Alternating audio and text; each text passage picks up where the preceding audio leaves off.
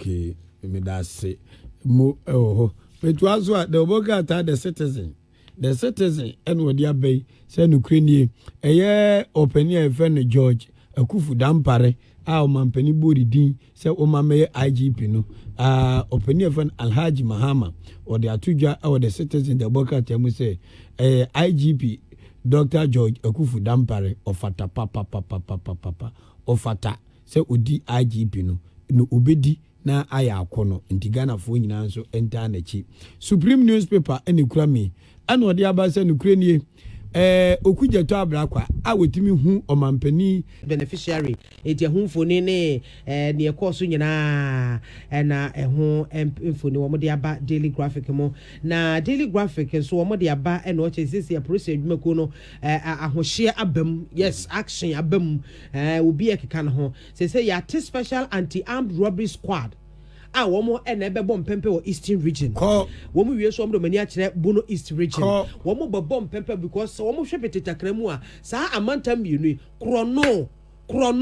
krono enya sam keto akwamukafo ni akohia ni abotuo ni ajo ni amachase ya ajo ni amakura mo akofiri ya anka obi ka say wo fa ho to sports ye be ku aka ho ye nku so na edi udem enti ya de bi ha dwene yie pa ene no Daily Graphic bokata e de abanje plus adwuma ko ni so wo ma medi agro ye papa Dampare wa medi agro kura na odie de be sorry so ye kissing prison holy case holy case holy case anything holy sa no mutro no that is where they holy what the mu ahead them say kissing priest say yes one tranchen Anglican asafo no aka che ne say he should step aside simple na say me no ka che mayo na mutso muko me dey che say me wan that dey me hu dwiri me cry a fence congregation no asafo man no what kind of is this and this COVID season it is a pastor or COVID ya COVID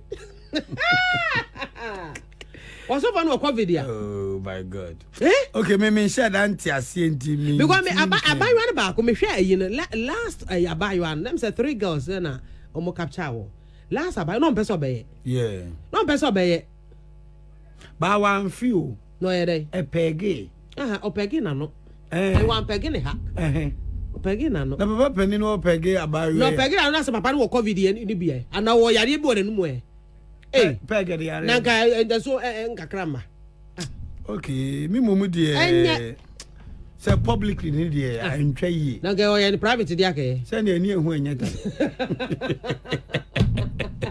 ene mu ga no atimi abe ma pege wo bedwam say de yare ni Anglican say o man pani ko so Anglican ho sir o man pani church member na o yes sir just say me wan akora do the Anglican for na ya what ba nani so ani afi onya kwada yes cancel amutu Marian member of school mu a wa sentiment ma odi mu akotene bi na menim de ntia okay onanum asem so mai tie ntwen na onzo fa ne de nye dem na Anglican asafo no asem ko na pe the book at the Ghanaian time okay omuso mu de abase omuso won tena nchen na sa anofie we sei ena Judas di ye Yesu ya ni mai na bato di wanyi na amanso aka me no mi no he na gijina nti Judas di gina bia na he ese wanu wawuko so no oku ne ho se Yesu sa toa no odan ho okọ asamando no ebia Judas ko saka na ga be se nkoko nyane no da bi se Yesu ko asamando sasamando yekuro te ono okodi wo Wamambui onye but the MPP appear disciplined appear organized and they may look attractive. If you NDC do not appear organized, united, you may not look attractive in the sight of the Ghanaian voter, who is a critical voter, that floating voter community. And when watching Dawa, what's Shenyama? Until you be the show NDC, oh, Master Bob, what's happening in the man at Fako. We must always act to attract the floating voter community, or look into ourselves, work hard and win. Come in the next one there. Such a year be a general registration or Ghana NDC Odin Kunim, apart from Mawadi a true Najan Koji Fiancé. And the honor Baptist point a marker on there. NDC, yes, so by tre and MPP. But young GAB, I quite remember young founder. Also, don't mimic the MPP. Kwame say kind of matter. Hello, Mia. Me oh, aha. Me be so asking come on. Tell me that care runs national call Cape Coast. I was MPP no. Edin na asesa. Ba omo so ba ne nsesa. Ba no se moto aba ne wi a o assembly obeka kire mo. Sa asem no ka kire man san wo wo. So okay na man committee ni. Ah, okay. And you Yeah, run the app and patch on now you're quite good. Yeah, run the app. Okay, FM. And in Panama man this tiny biya today. You cannot disregard NDC and think the NDC will be attractive. And the slogan in the NDC in the anti-Mahama. Tiasemi American power, but not anti-NDC. Now, President Mahama now wabe very popular now. Wabe a tool all the use near the governance serious support for victory. No, you use you are the victimized, you are the marginalized just because your support base lack proper party understanding. And when you have more tag anti-Mahama pair, you are on your way to lose an election in the NDC. But you see, when you use the anti-Mahama for people and they become bitter and sit on the fence, what will be the future of the party? Rather, let us look at what we will do to make NDC brighter. Okay. NDC finer. Now I'm an NDC partner because we take it or leave it. I wanna why the man didn't ask for. The other persons are why how mama chef.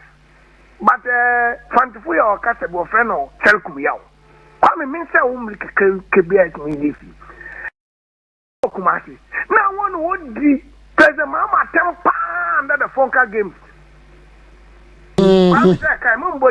Aye.